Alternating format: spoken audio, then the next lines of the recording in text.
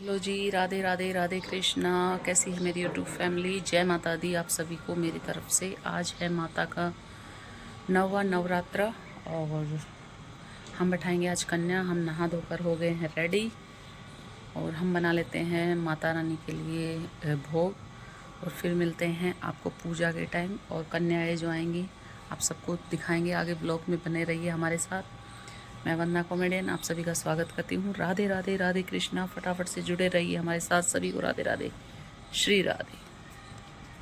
देखिए हमने आलू काट दिए हैं, ये टमाटर काट दिए हैं और अब बनाएंगे आलू की सब्जी और पूड़ी हलवा।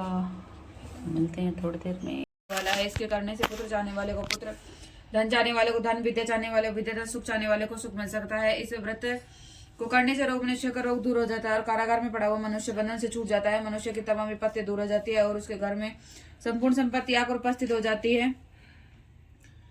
बंध्यार काक बंध्या के इस व्रत के करने से पुत्र हो जाता है तथा समस्त पापों को दूर करने वाले इस व्रत के करने से ऐसा कौन सा मनोरथ है जो सिद्ध नहीं हो सकता है।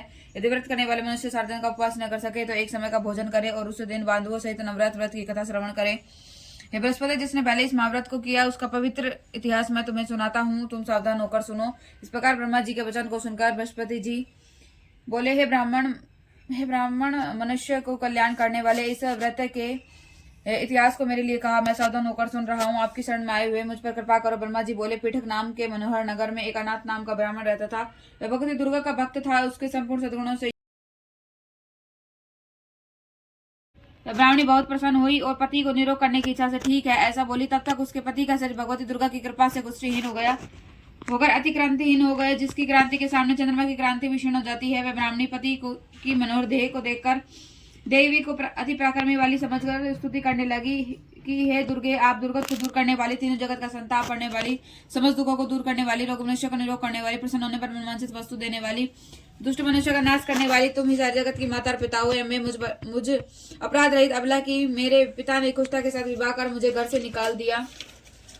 उसकी निकाली हुई मैं पृथ्वी पर घूमने लगी। आपने मेरे इस आपत्ति रूपी समुद्र से उद्धार किया। हे देवी, आपको प्रणाम करती हूँ, मुझ दिन की रक्षा करो। ब्रह्मा जी बोले, हे बृहस्पति, इसी प्रकार